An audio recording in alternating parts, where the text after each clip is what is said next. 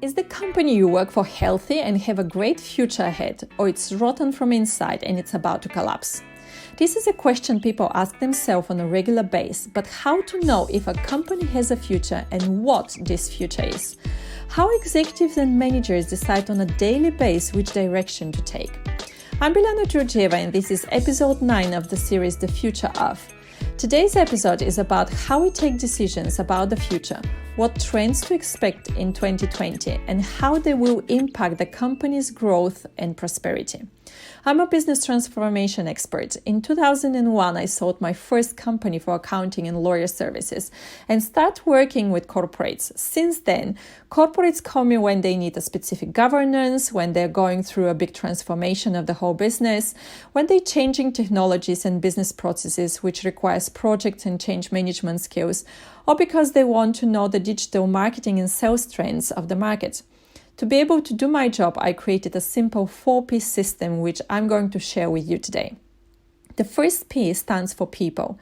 We all know that nothing in one company can happen if it doesn't have the right people for the right job. The biggest challenge at the moment for every firm is to attract great minds and keep them as long as we can. We live in an era when baby boomers and Generation X are on leading senior positions, and millennials and Generation Z are bold enough to ask for a lot more than subsidized lunch in the office canteen or paid taxi when they work till late or 20 days holiday.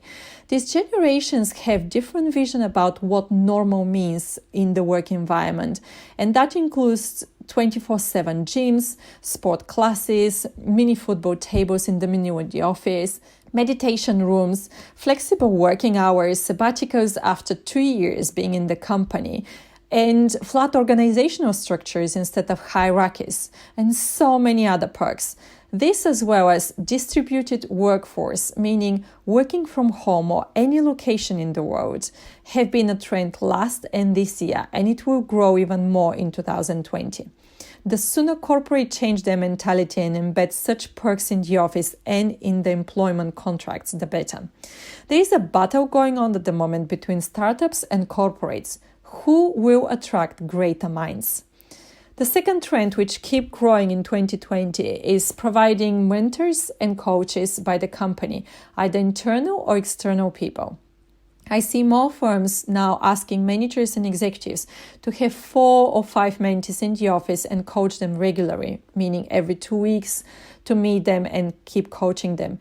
Having a mental health coach is not a foreign word anymore and nothing to be ashamed of. Here's one tip I used for my teams when I'm asked to hire people. I have the work buddy rules, meaning that everyone in my team, regardless the role, has a partner who knows everything going on about the other person. If something happens, we are all humans, we all get sick, we sometimes have something stopping us from going to work. The other person can take over and for short period of time without any need of handover. By having a work buddy-based team, I basically minimize the risk of work not being done due to unforeseen circumstances.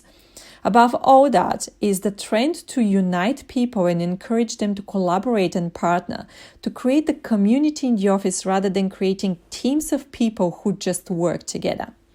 The second P is for processes. Once a company starts growing rapidly, it always hits the challenge to automate as many business processes as possible while growing and hiring more people. At the moment the company stabilizes the business and have regular customers, we have another challenge to keep the business itself and the processes up to date with the always changing demand on the market. As we analyze the gaps in the process, we split them in 3 categories.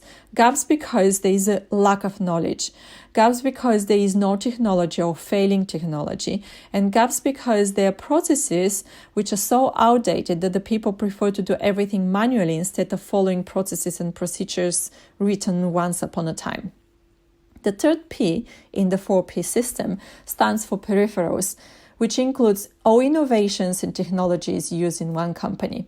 The biggest challenge for every company is to keep updating all the softwares and hardware, not just as new version of the same one, but also to find a better one and implement as quick as possible. Till 2 years ago, majority of the industries prefer to implement ERP systems, enterprise resource planning systems, where all departments work on one platform, meaning one source of truth. The trend I see this year, and I'm sure it will continue in 2020, is to implement specialized software and technologies which solves one or similar issues in one area, process or gap, then interface them with the rest of the relevant software. Regardless the industry of the company, every executive always asks the question if a built in-house or off-the-shelf solution is better. Well, there is no easy answer on this one. You need to understand which one is quicker to be implemented and cheaper, not just for implementation, but also for maintenance on the long term.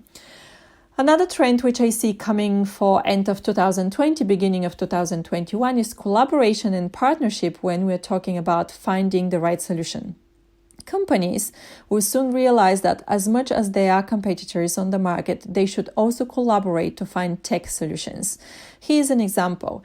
The biggest problem fashion retailers have is the fact that they don't know what stock they have unless they use an RFID technology, which is a tag attached to each item, giving information about the product, the size, color, supplier, price, etc. However, to do so, you need to have a good investment, especially if you have a lot of stores around the world. Then the decision is based on price per tag, which if you speak with any RFID tag provider, they will tell you that this price goes down the more tags you order per year. Exactly this price was the biggest stopper for fashion companies not to use that technology for stock counting for years now. Not every company has such stock volume, but if several companies make a deal together, I guarantee you that the tag provider will be more than happy to serve several companies and sign that contract. Now, you may be thinking, they are competitors, why would they do such deal? Because the competition is somewhere else, in the product, in the service, in the brand. There's so many other factors to compete. I have been working with several companies, not just for RFID, but for other technologies, and it works so well. It's time to collaborate in certain areas and compete in others. Hence, there is one last P. And the last P stands for positioning, meaning how a company positions itself on the market as a brand and amongst its customers. About 2 years ago, companies realized that the way to go is having a main product or service and package everything around that main one. That was a fast way to gain long-term clients as they're hooked with the satellite services. If I take a bank as an example, a simple bank account nowadays comes with a travel pack, a tech pack, home insurance, and so on. Still, there are many companies out there which are still wondering what and how to provide except their main product.